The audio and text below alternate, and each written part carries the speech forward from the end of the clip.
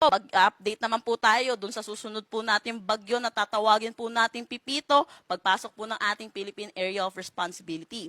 Kanina 3 p.m. ay huli siyang namataan sa layong 1,900 kilometers east ng Eastern Visayas. May taglay na lakas na hangin na 65 kilometers per hour malapit sa sentro at pagbugso na 80 kilometers per hour. Ito'y kumikilos westward sa bilis na 15 kilometers per hour. Kung makikita po naman po natin, masyado pa po itong malayo sa ating Philippine landmass at wala pa pong direktang epekto sa anumang parte ng ating bansa.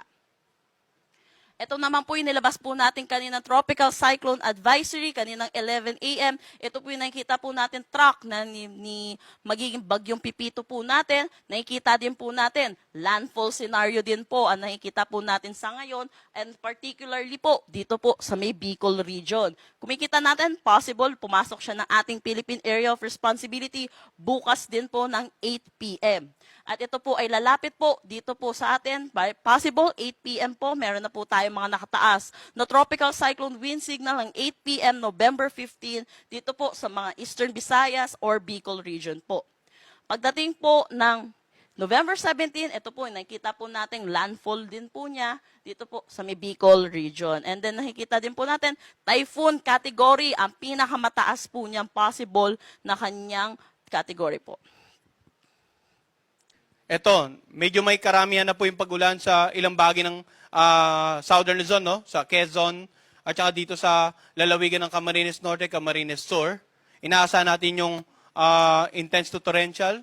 Samantala, moderate to heavy rains naman dito sa mga areas na naka-highlight ng orange or heavy to intense, and then sa naka-highlight ng yellow, moderate to heavy. Dahil after ng bagyong si Opel, inaasahan natin posible ngayon darating na weekend naman, mag-landfall or lumapit, pinakamalapit from the forecast track natin, yung bagyong si Pepito. Papakita po natin yung forecast track naman ni Pepito para mas maliwanagan kayo bakit sa darating na linggo ay ganyan yung inaasahan nating mga pag-ulan, Sabado and Linggo. Banta ng storm surge, no? Dahil sa papalapit na bagyong Opel, meron pa rin tayong mga taas na mula 2 hanggang 3 meters sa coastal areas ng Cagayan, dito sa Babuyan Island at sa Batanes. Ang storm surge o yung daluyong, ito yung malalakas na alon na pwedeng humampas sa mga dalampasigan, dala ng papalapit na bagyo. So ilang araw na tayo nagbibigay babala patungkol sa storm surge na dala nitong si Opel. Hopefully sa mga oras nito, nakalikas na po sa higher grounds, yung mga kababayan natin nakatira sa coastal areas, na secure or naitali na yung kanilang mga sakyang pandagat, mga bangka, para may iwasang matangay ng malalakas sa pag-alon, or bumangga sa mga kapwa nilang bangka at masira.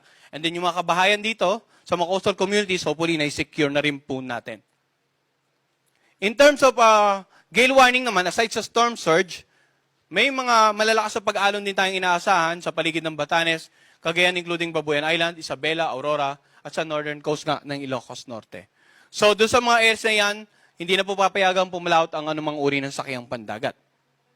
At sa mga darating na araw, posibleng pagkatapos mawala ang gale warning dahil sa bagyong si Opel, na nakalayo na or nakalabas na ng ating PAR, posible naman magsimula naman tayo ng gale warning dito sa eastern section ng Central and Southern Luzon and Eastern Visayas dahil sa parating na bagyong Pipito.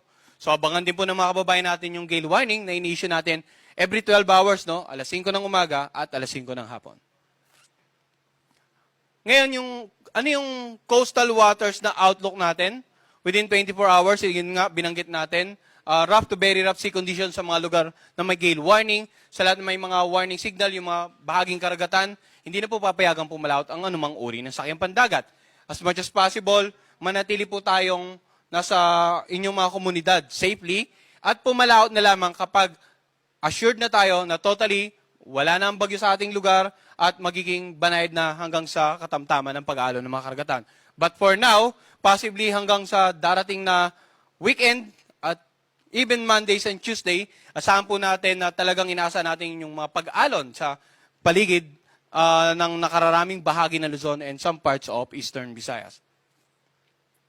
So yun po ang update natin sa bagyong si Opel. Samantala, punta naman tayo sa bagyong si Manny na nasa labas pa ng ating air responsibility. No? Kaninang alas 10, ang layo, 1,900 kilometers, silangan ng Eastern Visayas. Tropical storm category po ito. At base sa pinaka-latest tropical cyclone advisory, posibleng ang mamayang gabi pumasok ito ng ating PAR. Pag pumasok ito ng PAR, bibigyan po natin to ng local name na Pepito. At kung titingnan natin yung forecast track, posibleng mag-landfall ito either dito sa may bandang northern part ng Eastern Visayas or dito sa Bicol region sa darating na Sabado ng gabi hanggang sa Linggo ng umaga.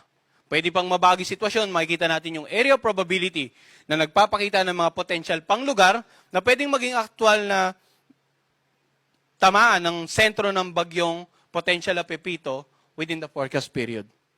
So dapat maging handa rin yung mga kababayan natin sa central and southern Luzon, eastern Visayas, and possibly northeastern part ng Mindanao para dito sa parating na bagyong si Pepito.